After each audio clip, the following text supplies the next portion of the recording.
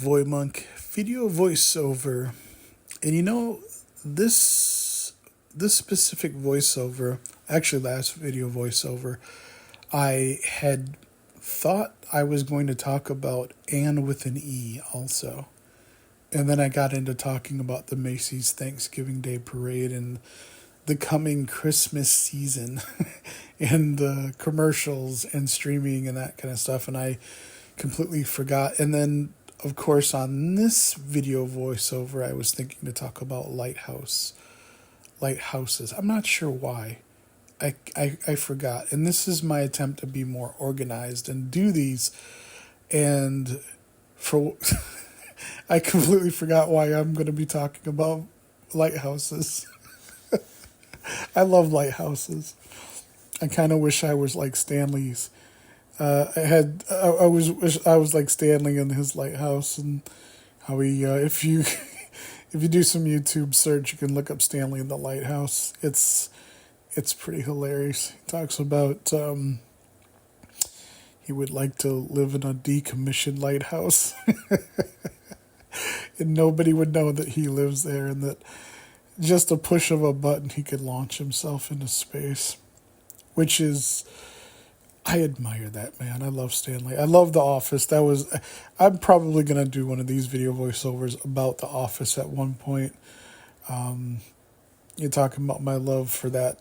And really, as big of a Star Trek fan as I am and sci-fi fan, I don't know, man. Maybe they need to have a name or a word to describe people who are like Trekkies, but they're officers. I don't know if that's really the correct name for that. The officers,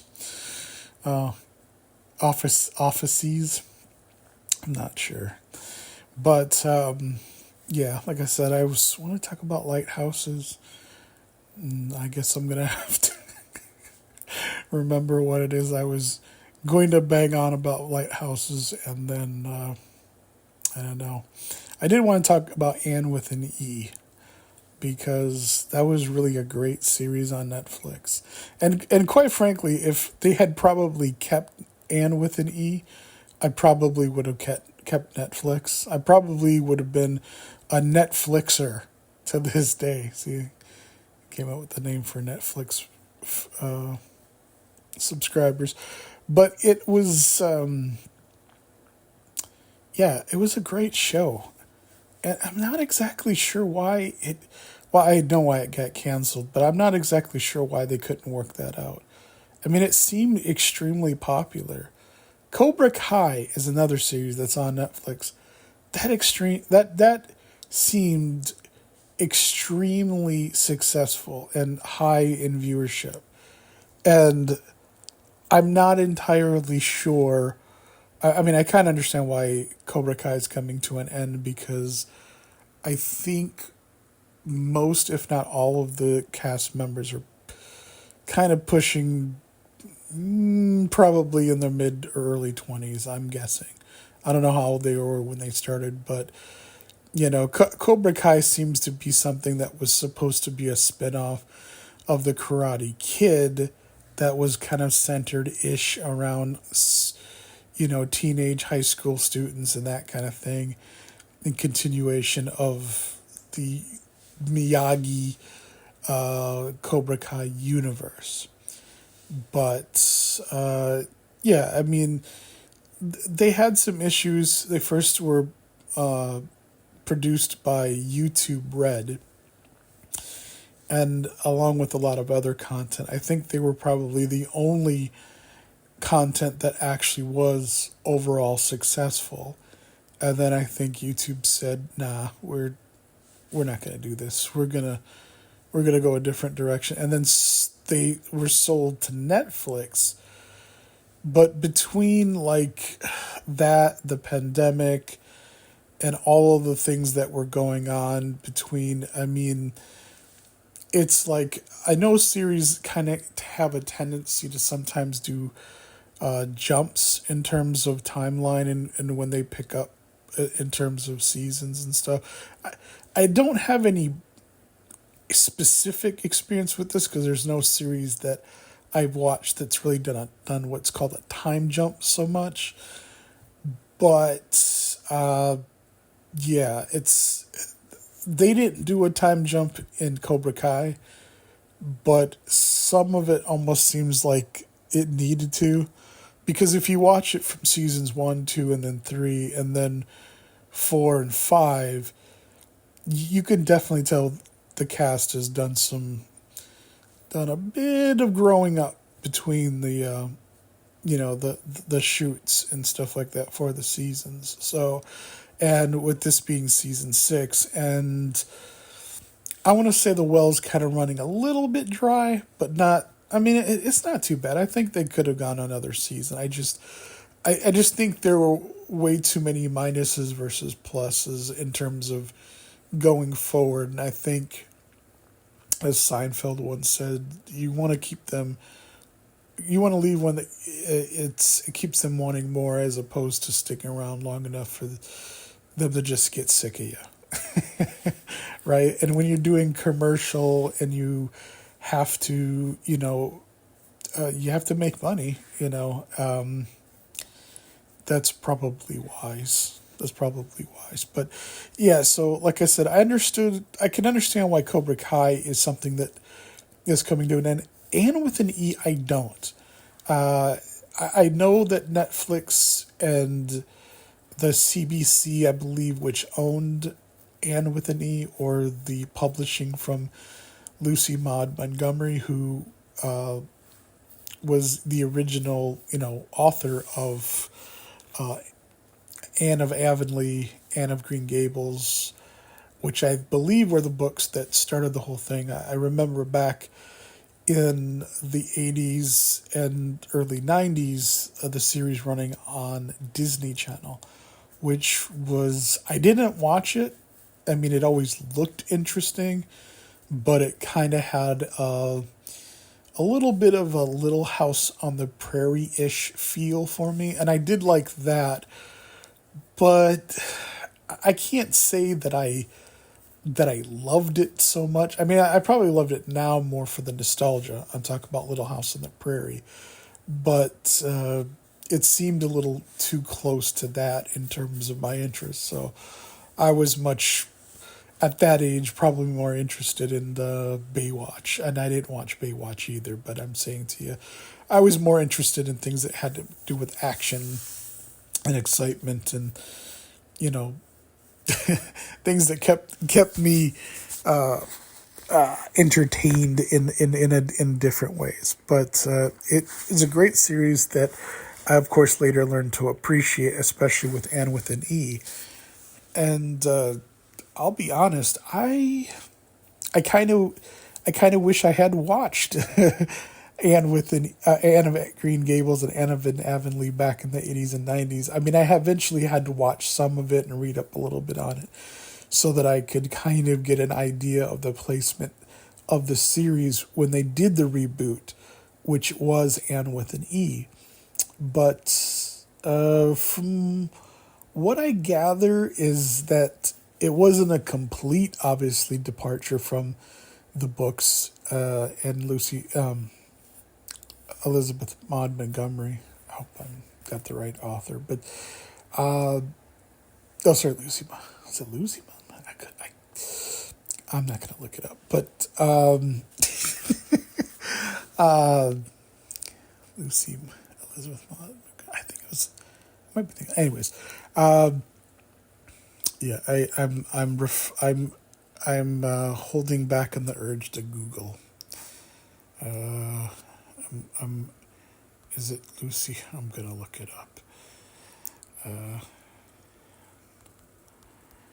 Of Green Gables, Lucy Maud Montgomery. I don't know why am I saying Elizabeth Maud? I don't know. Anyways, like I said, I did love Anne with an E. It was a beautiful show. The way that it was written, the way that it was produced, the way that it was acted. It was a complete show, and it was very successful. I at least it seemed like it. I mean, there was a huge campaign that I couldn't hear enough about when they didn't go with the season 4 for it. And what it sounded like was that CBC wanted to have some stricter controls about when not only were they produced, but where and when. I think they kind of preferred that the CBC audiences got first dibs on any new series going forward. And that, of course, they wanted, I think, Netflix to take a back seat to that.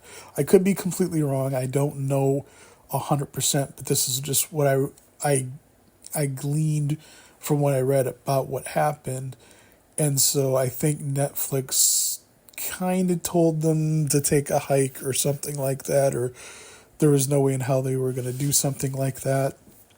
And then I think I don't know if it was mutual or it was just. I think it might have just been Netflix that had enough. And the truth of the matter is that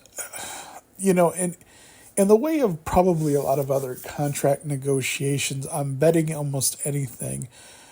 There were probably ways that Netflix could have worked something out or pushed a little bit harder, but I think it was an extremely successful enough series that the CBC could push back the way that they did.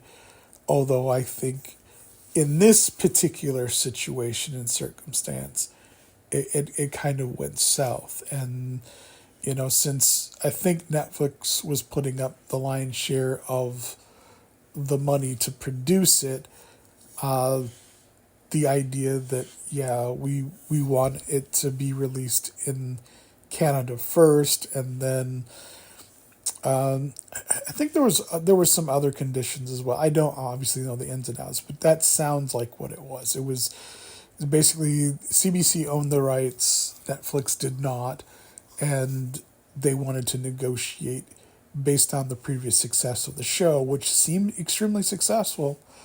I guess Netflix was just like, no, we can go with something else. We got Stranger Things, thank you. So we're gonna make a boatload of money off that, which of course now they will for this next season, and until the guys that created the series come out with something new, which I think they have something coming. Yeah, I don't know, man. I think Netflix really missed out there. But like I said, I loved Anne with an E.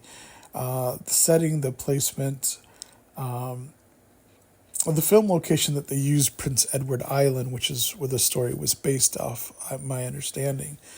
It was, like I said, I've never admired or really saw or wanted to see the East Coast pretty much my entire life. And then after I saw that series, it was definitely one of those places that I wished with my heart to be able to visit and see, because it was very beautiful. And I'm not much of a retro in terms of like back in that time period type of person, but I did love the landscape and that, as far as the setting, as far as the acting, I thought the redhead, God, and I don't know her name. God, I am going to Google her, because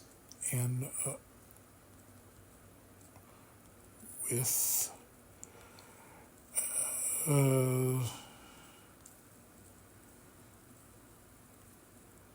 yeah, Amy Beth McNulty. Yeah, she was amazing in there. The cast was great.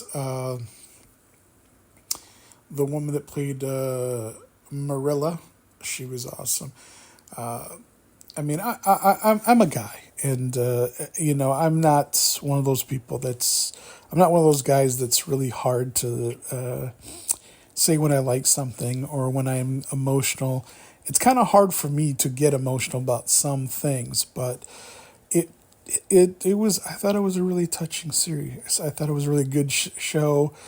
It had a lot of heart. I think that everybody involved really had the chops, and and made it a story that I couldn't wait until the second season of Anne with an E. I thought so much about, in contrast to so many other things, and I was really amazed how many younger people were watching it too, because I'm not one of those old men shaking his, fist at the clouds type of person, but some of the younger, more I should say younger driven content for teenagers and people in that kind of age group, it there doesn't really seem to be as much quality content as at least I remember back in my day. Although keep in mind, I that's probably that selective memory. But it was a good show. It was a great show, and I thought if ever they were gonna do like a follow up to that, maybe do a time jump or whatever, because I think that would be probably the only way they would have been able to do it if they actually did bring it back for a season 4, which I don't think is going to happen. I think most of that cast has moved on. I think Amy Beth McNulty she's on Stranger Things this last season, or the season before, and I believe the one coming up. So, yeah. I guess I thought Anne with an E was a pretty good example of the things I've been talking about. What makes great sci-fi, or what makes for an action film that is fun. It is story. It is all the elements that go into, even if it's a particular thing that you're not interested in terms of the story, meaning you're not, like I said, I realize Godfather's the greatest thing since sliced bread as far as cinematic history, but it's not my thing, and I don't like it. I don't like the story, but it's great. It is still a masterpiece, and even if you don't necessarily like Anne with an E, I don't think I'd go so far as to say masterpiece, but I'd go, actually maybe I would. I don't know. There's not a lot of things that are wrong with it in terms of much of what, at least in my view, makes for a good story, makes for compelling, makes you want to learn more about characters and character development, which honestly I'd say for the most part when it comes to movies and TV seems to be something that's kind of quite lacking. I can say that's one of the shows that recently started watching with my mom, called Matlock. It's a great series, it's a great show, but one of the lawyers that's on the show, she really comes across as a completely, at least in my opinion, an unlikable personality.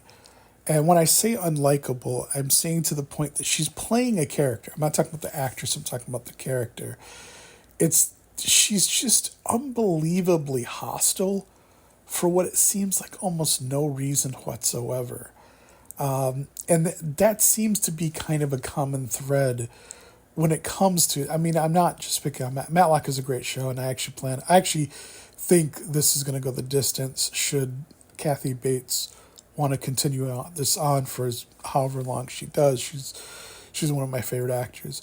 But I'm saying that when it comes to a character, I think first of all, the first rule that I've mentioned before is that you have to know your audiences.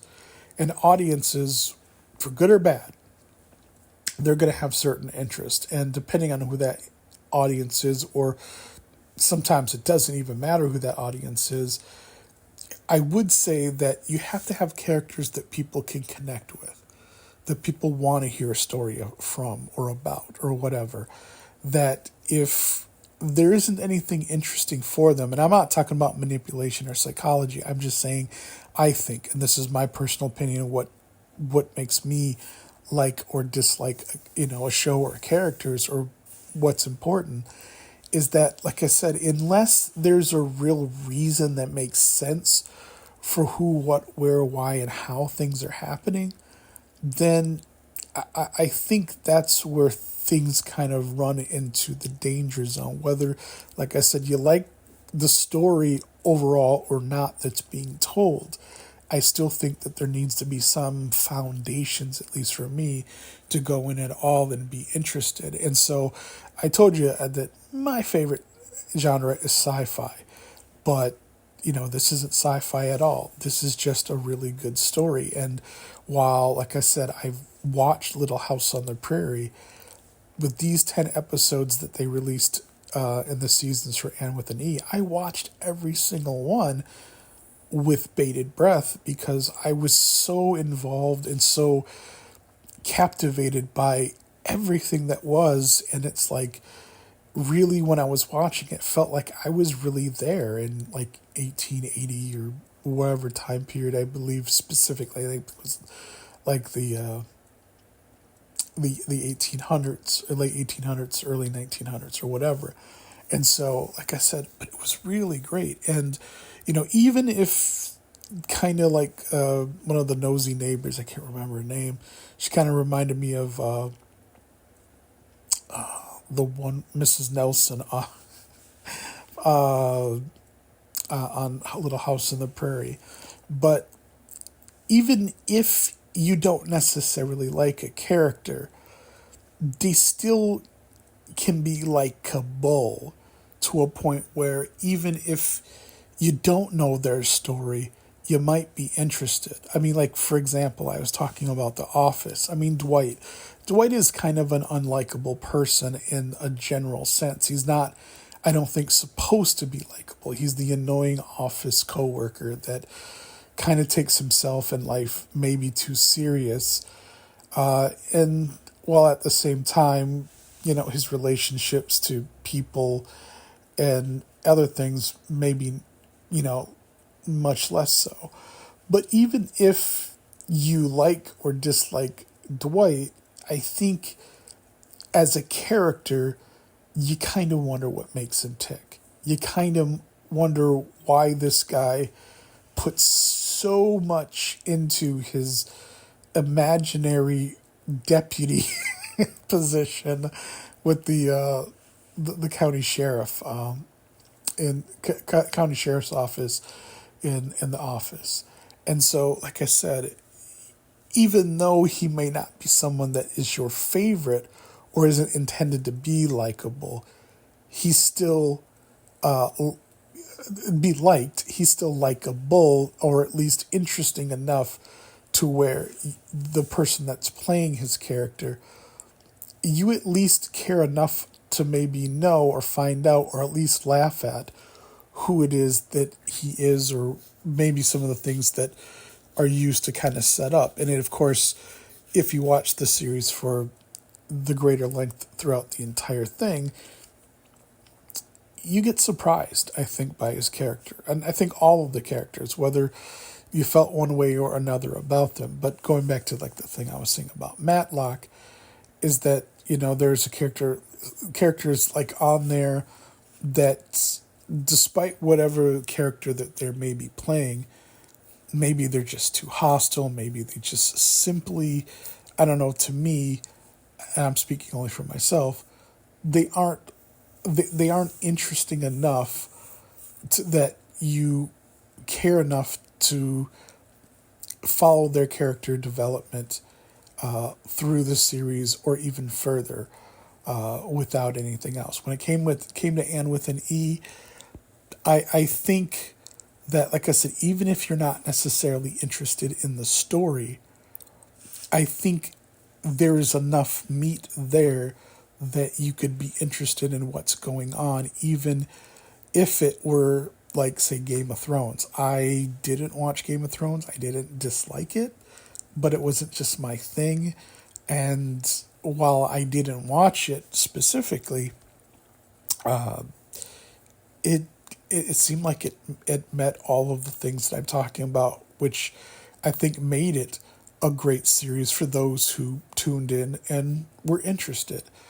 But I think there too, there are some shows that they do, like NCIS Sydney, Australia, where within the first 5 minutes, I didn't watch a lot of NCIS. My mom loves NCIS, but the NCIS that I had seen before, even though it's not my cup of tea, I've always kind of liked, I've seen what was going on, and I understood why it was going on, right?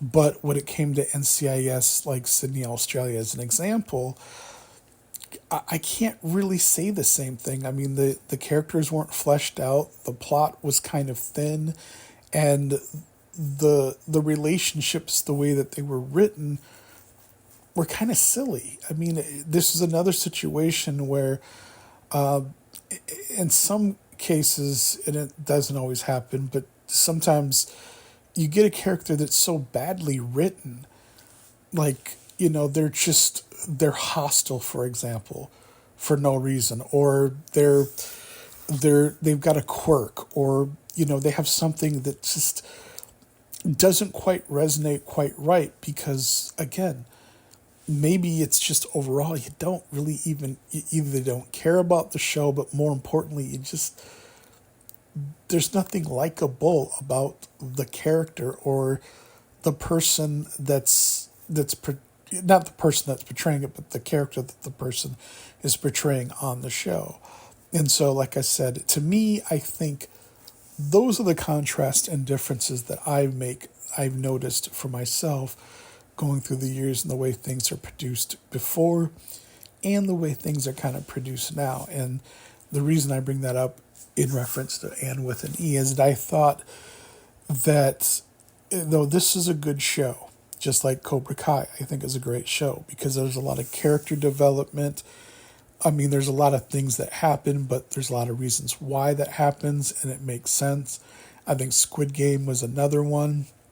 And so, like I said, when it comes to, something that's good, whether it's your cup of tea or not, I think there's some basic principles that are involved there in what I'm saying. And like I said, I think Anne with an E had those elements. And I really wish that there were probably more shows along those lines. I've seen Wednesday on Netflix, and I thought that was pretty good too. The further adventures of Sabrina the Teenage Witch, I thought was pretty interesting when I had it, and I was watching Netflix for the Stranger Things and Cobra Kai mostly. But yeah, like I said, that was the reason I loved Anne with an E, because this was a perfect example. Great story, great writing, great cast, great acting and directing, but mostly, like I said, it was really beautifully done, and I enjoyed it. And I am, all right, it's getting close to 30 minutes, and I normally, like I said, go about 20 to 30 minutes, or could be more on voiceovers, but yeah, I just that was my intention on this video voiceovers. I wanted to talk about Anne with an E because that was a beautiful show, and the reason I really loved it was because of the fact that it had a really captivating way of telling a story and in creating characters that were interesting, then it had depth, and at the same time it had humor, it had drama, and it was mostly something that I didn't mind actually paying to see it, commercials with no commercials on Netflix. And so when it comes to shows I like to see, that's it. So until my next video voiceover, hopefully you guys take care and enjoy your Friday.